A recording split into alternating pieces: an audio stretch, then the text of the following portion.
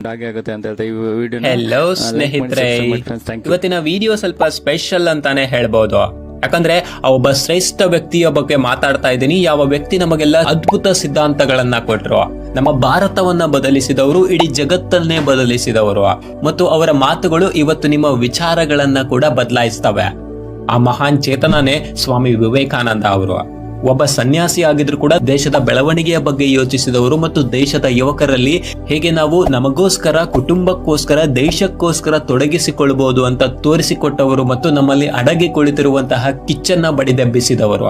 ಸ್ವಾಮಿ ವಿವೇಕಾನಂದ ಅವರು ವೇದಾಂತಗಳನ್ನ ಸಿಂಪಲ್ ಭಾಷೆಯಲ್ಲಿ ಜನರಿಗೆ ತಿಳಿಸಿಕೊಟ್ಟಂತವರು. ಅವರೊಬ್ರು ವಿಷನರಿ ಆಗಿದ್ರು, ದೂರದೃಷ್ಟಿಕೋನ ಅವರದ್ದಾಗಿತ್ತು. ಇನ್ ಫ್ಯೂಚರ್ ಅಲ್ಲಿ ಜನರಿಗೆ ಜೀವನದಲ್ಲಿ ಯಾವ ರೀತಿಯ ಸಮಸ್ಯೆಗಳು ಕಾಡಬಹುದು ಅನ್ನೋದು ಅವರಿಗೆ ತುಂಬಾ ಚೆನ್ನಾಗಿ ಗೊತ್ತಿತ್ತು. ಇವತ್ತಿನ ವಿಡಿಯೋದಲ್ಲಿ ಅವರ ಒಂದು 3 ಮಾತುಗಳನ್ನ ನಿಮ್ಮ ಜೊತೆ ಹಂಚಿಕೊಳ್ತೀನಿ. ಅದರಿಂದ ಏನೋ ಒಂದು ಕಲಿತು ಲೈಫಲ್ಲಿ ಮುಂದೆ ಸಾಗಬಹುದು.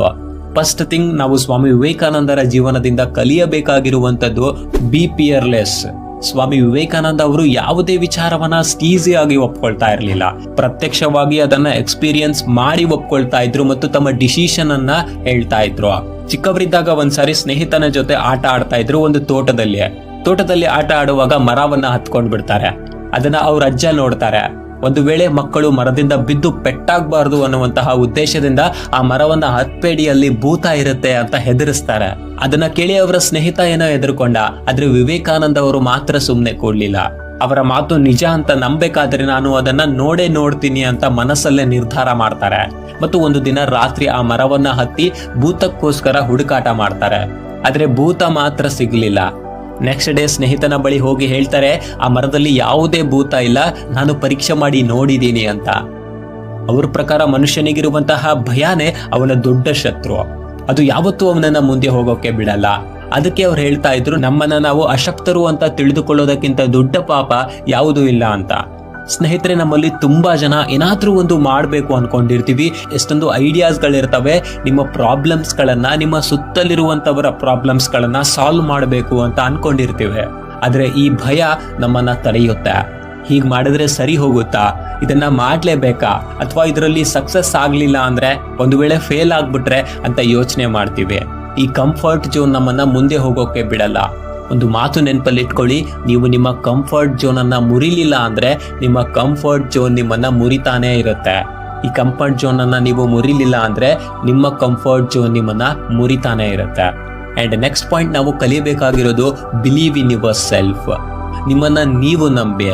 ಅದಕ್ಕೆ ವಿವೇಕಾನಂದ ಅವರು ಹೇಳ್ತಾ ಇದ್ರು, ನೀವು ಒಂದು ಕಾರಣಕ್ಕಾಗಿ ನಿಂತ್ರೆ ಮರದಂತೆ ಒಂಟಿಯಾಗಿ ನಿಲ್ಲೋದಕ್ಕೆ ತಯಾರಾಗಿರ್ಬೇಕು. ಒಂದು ವೇಳೆ ಬಿದ್ರೂ ಕೂಡ ಬೀಜದಂತೆ ಬಿದ್ದು ಚಿಗುರೊಡೆದು ಮತ್ತೆ ಹೋರಾಟಕ್ಕೆ ಸಿದ್ಧರಾಗಬೇಕು ಅಂತ. ಅವರ ಗುರು ರಾಮಕೃಷ್ಣ ಪರಮಹಂಸರಿಂದ ಕಲಿತ ಜ್ಞಾನವನ್ನ ಇಡೀ ಜಗತ್ತಿಗೆ ಹಂಚಬೇಕು ಅನ್ನೋದು ಅವರ ನಿಲುವಾಗಿತ್ತು. ಮತ್ತು ಅದಕ್ಕಾಗಿ ಶ್ರಮಿಸಿದ್ರು ಕೂಡ. ಜೇಬಲ್ಲಿ ದುಡ್ಡಿಲ್ದೇ ಇದ್ರು, ಹೊಟ್ಟೆಗೆ ಊಟ ಇಲ್ಲದೆ ಹೋದ್ರು, ರಿಸೋರ್ಸಸ್ ಗಳು ಕಡಿಮೆ ಇದ್ರು, ಅವರ ನಿಲುವು ಮಾತ್ರ ಚೇಂಜ್ ಆಗ್ಲಿಲ್ಲ. ಇಡೀ ಜಗತ್ತಿಗೆ ಭಾರತದ ಶ್ರೇಷ್ಠತೆಯನ್ನ ಎತ್ತಿ ಹಿಡಿಬೇಕು ಅನ್ನೋದು. ಸ್ವಾಮಿ ವಿವೇಕಾನಂದರಿಗೆ ತಮ್ಮಲ್ಲಿ ಅಗಾಧವಾದ ವಿಶ್ವಾಸ ಇತ್ತು ಕಣ್ರಿ. ಅಂಡ್ ಇದೇ ವಿಶ್ವಾಸದಿಂದಲೇ ನಿರ್ಧಾರ ಮಾಡ್ತಾರೆ, 1893 ಚಿಕಾಗೋ ಅಲ್ಲಿ ನಡೆಯುವ ವಿಶ್ವ ಧರ್ಮ ಸಮ್ಮೇಳನದಲ್ಲಿ ನಾನು ಪಾಲ್ಗೊಳ್ಬೇಕು ಅಂತ. ಸ್ವಾಮೀಜಿ ಚಿಕಾಗೋ ತಲುಪಿದ ಮೇಲೆ ಕಷ್ಟಗಳನ್ನ ಎದುರಿಸಬೇಕಾಯ್ತು. ಯಾಕಂದ್ರೆ ಅಲ್ಲಿ ನಡೆಯಬೇಕಾದ ಸಮ್ಮೇಳನ 2 ತಿಂಗಳುಗಳ ಕಾಲ ಮುಂದೆ ಹಾಕಲಾಗಿತ್ತು. 2 ತಿಂಗಳುಗಳ ಕಾಲ ಚಿಕಾಗೋನಲ್ಲಿ ಇರುವಷ್ಟು ಹಣ ಅವರಲ್ಲಿ ಇರಲಿಲ್ಲ. ಎಷ್ಟೋ ರಾತ್ರಿಗಳನ್ನ ಬೀದಿಯಲ್ಲೇ ಕಳೆದ್ರು, ಎಷ್ಟೋ ಬಾರಿ ಊಟ ಇಲ್ಲದೆ ಮಲಗಿದ್ರು.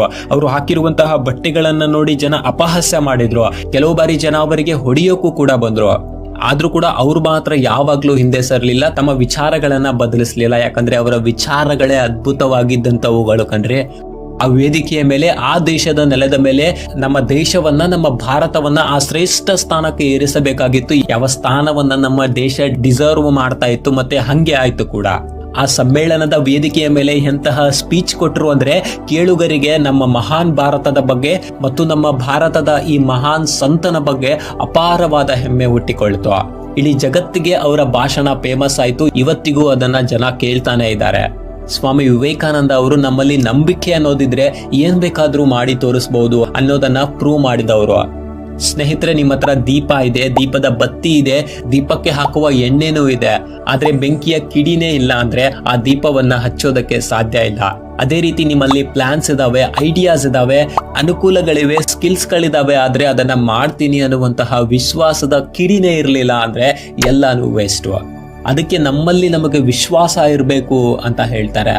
Third and last point, be the man of your words. Swami Vivekananda ಅವರ ವ್ಯಕ್ತಿತ್ವ ಎಂಥದ್ದು ಅಂದ್ರೆ ಅವರ ಮಾತುಗಳಿಗೂ ಮತ್ತು ಅವರ ನಡತೆಗಳಿಗೂ ಯಾವುದೇ ಡಿಫ್ರೆನ್ಸ್ ಇರಲಿಲ್ಲ. ಒಂದ್ಸಾರಿ ಒಬ್ಳು ವಿದೇಶಿ ಮಹಿಳೆ ವಿವೇಕಾನಂದರಿಗೆ ಕೇಳ್ತಾಳೆ, ಸ್ವಾಮೀಜಿ ನಾನು ನಿಮ್ಮನ್ನ ಮದುವೆ ಆಗ್ಬೇಕು ಅಂತ ಅನ್ಕೊಂಡಿದೀನಿ ಅಂತ.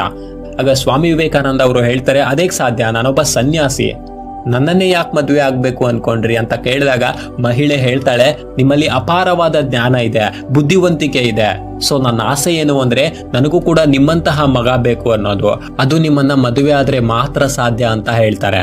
ಆಗ ಸ್ವಾಮೀಜಿಗಳು ಹೇಳ್ತಾರೆ, ನಾನಂತೂ ಮದುವೆ ಆಗಕ್ ಸಾಧ್ಯ ಇಲ್ಲ, ಆದ್ರೂ ಒಂದು ಉಪಾಯವನ್ನ ಹೇಳ್ತೀನಿ, ಅದೇನು ಅಂದ್ರೆ ನನ್ನನ್ನೇ ನಿಮ್ಮ ಮಗ ಅಂತ ತಿಳ್ಕೊಳ್ಳಿ, ಇವತ್ತಿನಿಂದ ನಾನು ನಿಮಗೆ ತಾಯಿಯ ಸ್ಥಾನವನ್ನ ಕೊಡ್ತಿದ್ದೀನಿ ಅಂದಾಗ ಮಹಿಳೆಗೆ ಮಾತೇ ಬರಲಿಲ್ಲ. ಇನ್ನಷ್ಟು ಗೌರವ ಸ್ವಾಮಿ ವಿವೇಕಾನಂದರ ಮೇಲೆ ಅವರಿಗೆ ಬಂತು.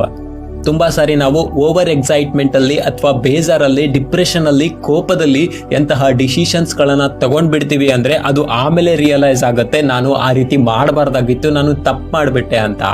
ಸೊ ಅದಕ್ಕೆ ಮೇಕ್ ಶೋರ್ ಡಿಸಿಷನ್ಸ್ ಗಳನ್ನ ತಗೊಳ್ಳುವಾಗ ಆಗ್ಲಿ, ಏನೇ ಹೇಳುವಾಗ ಆಗ್ಲಿ, ಮುಂದೆ ಆ ಮಾತನ್ನ ಮುರಿಯುವಂತಹ ಕೆಲಸ ನಿಮ್ಮಿಂದ ಆಗ್ಬಾರ್ದು.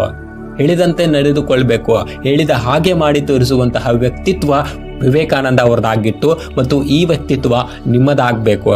ಈ 3 ಮಾತುಗಳನ್ನ ನಮ್ಮ ಜೀವನದಲ್ಲಿ ಅಳವಡಿಸಿಕೊಳ್ಳಲೇಬೇಕು.